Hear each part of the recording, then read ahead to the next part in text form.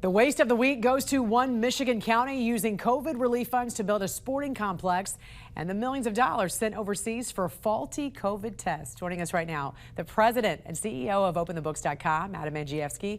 Happy Friday, Adam. Great to see you. Good morning, Jan. You're constantly finding these questionable ways counties and states across the U.S.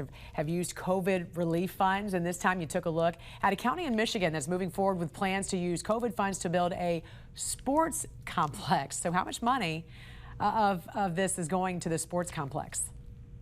So that's an open question. The total project on the table approved by county commissioners is $80 million. So taxpayers at the end of the day are on the hook for all of it.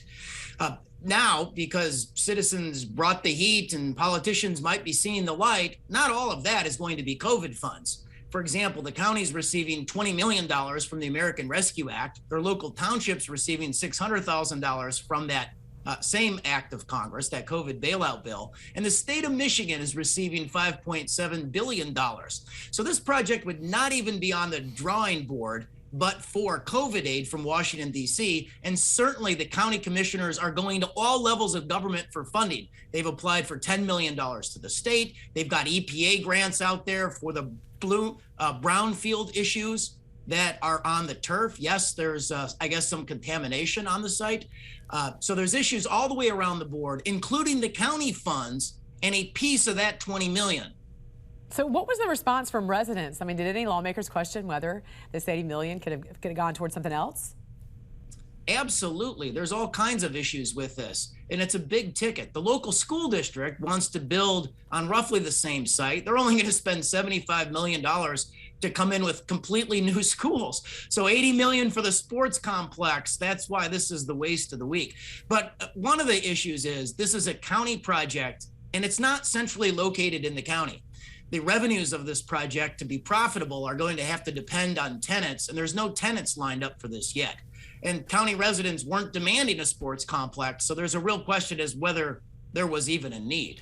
And you also found that we gave $10.3 million tax dollars to a South Korean biotech company to develop COVID tests, and then later discovered the tests from South Korea used in Utah were producing inaccurate results. So Adam, talk us through this. What happened? Well, kudos to the officials in Utah. They paused this test in their state. It was delivering over 60% false negatives. Now, our FDA approved this under a rushed emergency authorization.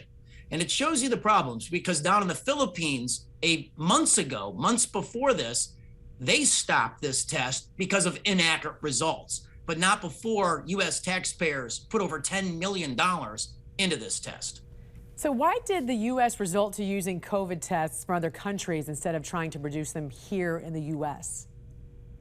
Well, we were caught flat-footed, and there was supply chain issues and bottlenecks with domestic test kit production. We had some good tests. However, we had to go overseas in a rush to try to fill the vacuum, and that's where we came in with these problems. And it looks like the money's out the door, Jan. It doesn't look like any of this $10 million is going to be reimbursing taxpayers, you and I, anytime soon. So the grant money is just gone. Nothing's going to be returned, even though these were faulty tests from South Korea. Just a big loss for the U.S. Well, Jan, this goes to the same story that you're not only is this waste, but you and I, we're getting ripped off here. Got that right. All right, Adam. Great to see you on this Friday. I hope you have a great weekend. Thanks for joining us. Thank you.